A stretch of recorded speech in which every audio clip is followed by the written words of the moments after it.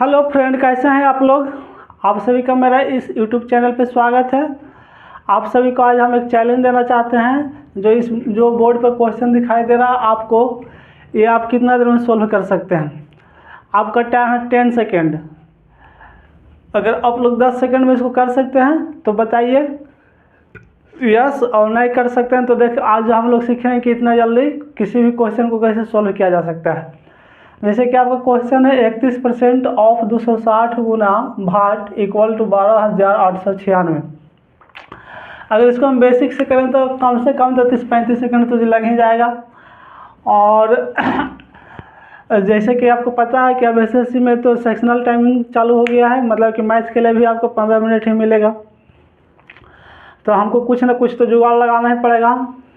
तो ये देखिए, हम जो बताने जा रहे हैं वो कोई नया जुगाड़ है, डीएस मेथड है। लेकिन देखिए यूट्यूब पर जितना भी टीचर हैं, बड़े बड़े टीचर, स्टार टीचर हैं, वो लोग तो सिर्फ बड़े मतलब कि इंटेलिजेंट स्टूडेंट को ही लेकर चलते हैं। बाकी जिसको कम समझ में आता है उसको तो उस पर तो ध्यान ही नहीं देते हैं वे लोग। इसलिए आज हमने सोचा है कि चलें इसको दम थोड़ा स्लो मोशन में धीरे धीरे बेसिक से समझेंगे। मतलब कि इस वीडियो देखने के बाद, ये वाला वीडियो देखने के बाद आपको ये वाला डीएस आपको समझ में आ ही जाएगा, मेरे तरफ से तो गारंटी। तो चलिए कोशिश करते हैं।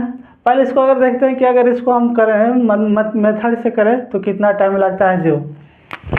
तो इसको सोल्व अगर करेंगे तो कितना आएगा, 31% परसेंट का साइन हटेगा तो बटा में 100 ऑफ मतलब मल्टीप्लाई 260 गुना भाट इक्वल टू 12,896। इसको डिवाइड करेंगे तो 0 से 0 कट जाएगा। उसके बाद 2 से कटेगा तो बोला 5 बार में, और 2 से कटेगा तो 13 बार में। देखना आप लोग कितना कैलकुलेटिव हो रहा है। 5 इधर जाके मल्टीप्लाई होगा, मतलब कि 12,896 और मल्टीप्लाई 5 और डिवाइड 31 और मल्टीप्लाई 13। अब आप लोग ही सोचिए कि इसको अगर करेंगे तो कम से कम तो कितना टाइम लगेगा। इसका आप लोग सोल्व करके इसका आंसर कमेंट बॉक्स में दें। उसके बाद इसके बाद हम लोग चलते हैं डीएस से। अगर इसको सॉल्व करेंगे तो कितना टाइम लगेगा। जो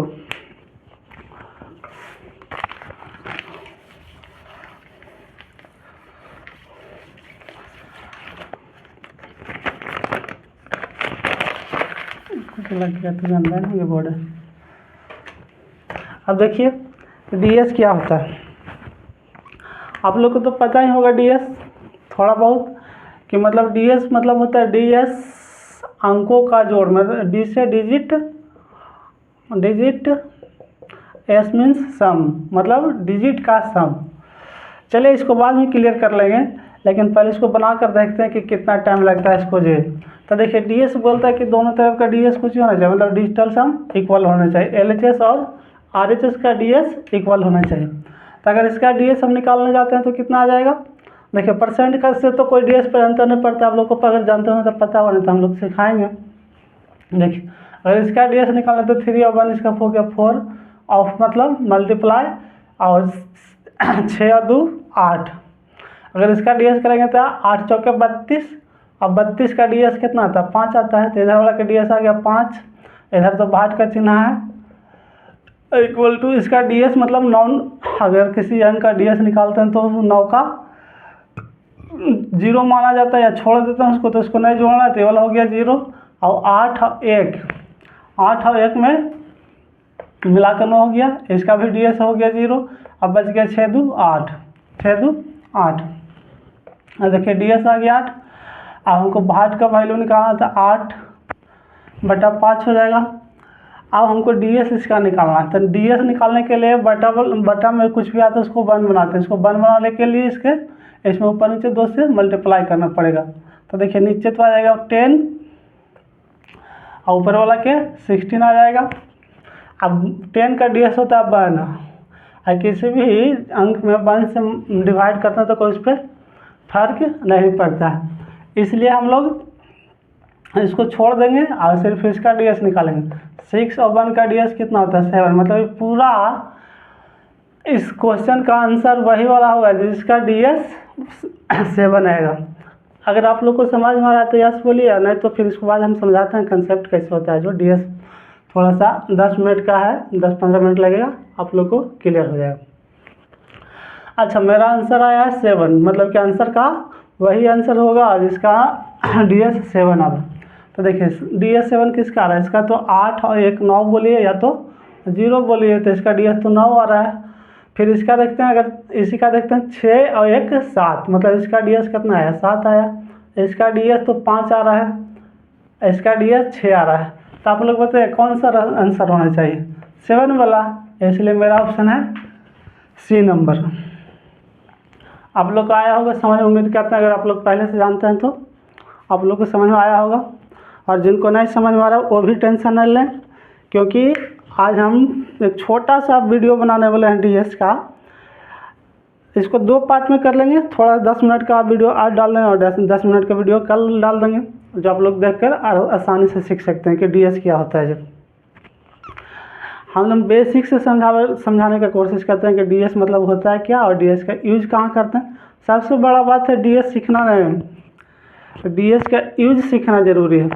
जैसे कि मान लिया कि हमको पता है कि A+B के होल स्क्वायर क्या होता है, तो हमको पता है कि A² + B² और +2AB। तो हमको इस जानने से सिर्फ कुछ फ़ायदा होने वाला न है, हमको इसको यूज करना आना चाहिए। जैसे कि आपको कोई पूछ दे कि 3 और +5 के होल स्क्वायर बताओ, इसका 3 और 5 के होल स्क्वायर बताओ, या तो ऐसा ना ऐसे आपको पूछ देगा 3 का स्क्वायर + 5 का स्क्वायर और +2 × 3 × 5 है, इसका आंसर बताओ। तो इसको बनाने का 2 तरीका हो जाएगा। एक तरीका तो यह है कि आप इसका पूरा निकालिए, 3 का स्क्वायर 9, इसका निकालिएगा 5 का स्क्वायर 25 + 2 3 या 6 × 5 13 होगा। इसको फिर पूरा जोड़ेंगे, 30 और 25 55 और 55 5 60 और 4 64। देखिए सही जोड़े ना, ये हो गया 60 और 4 64, ठीक है 64। एक तरीका तो है। अब बताइए कि हमको ये वाला फार्मूला याद रहने से यहाँ पर कोई फ़ायदा हुआ, हम फार्मूला का यूज कर पाए हैं। तो देखिए फार्मूला जानना और एक उसको लगा पाना, दोनों में बहुत लाख ज़मीन का अंतर है। लगाने का मतलब क्या है कि हमको ये वाला देख के आपको समझ में आना चाहिए था कि वो इसी फॉर्म में ये वाला लिखा हुआ है। इसका मतलब कुछ करना है कि दोनों के जोड़ो, 3 और 5 के जोड़ो, 3 5 के जोड़ेंगे तो 3 + 5 के होल स्क्वायर = 5 3 8, 8 का स्क्वायर = 64। देखिए ये हुआ फार्मूला का यूज करना, आई हुआ सिर्फ फार्मूला जानना। तो दोनों में अंतर होता है, फार्मूला जानना और फार्मूला का यूज करना। उसी प्रकार DS आप जानते हैं और DS का यूज कर पाते हैं कि नहीं, दोनों में अंतर है। तो चलिए शुरू करते हैं हम लोग DS। या तो इसको काट के छोटा छोटा वीडियो बना देंगे, अगला पार्ट में आपको मिलेगा वीडियो। अगला पार्ट देखने के लिए आप मतलब कि मेरा YouTube चैनल पर जाके सर्च करें DS बाई मुकेश सर, आपको वीडियो मिलेगा। क्या कि देखिए बड़ा वीडियो डालेंगे तो फिर लोग देखते हैं ना, फिर बोलते हैं बोरिंग होने लगते हैं, इसलिए इसको काट कर अगला पार्ट में मिलेगा आपको DS। चलिए ठीक है, अगला पार्ट में आइए जुड़िए। हम लोग शुरू से बेसिक से एकदम DS समझने की कोशिश करेंगे कि DS क्या होता है, इसका यूज कैसे होते हैं, और इसको यूज करके कितना आसानी से कोई भी बड़े बड़े क्वेश्चन को बना सकते हैं। हाँ ये ज़रूर बोलते हैं कि सब क्वेश्चन में नहीं लगेगा, सब क्वेश्चन में DS नहीं लगा सकते हैं, लेकिन जहाँ हम लोग लगा सकते हैं वहाँ यूज करके हम मान लिया कि 25 क्वेश्चन में अगर हम 5 क्वेश्चन में भी DS लगा दिए तो मेरा कितना ज़्यादा टाइम बच जाएगा। 5 क्वेश्चन मतलब समझते हैं कि आप ज़मीन पर से आसमान में जा सकते हैं। चलिए अगला पार्ट में मिलते हैं।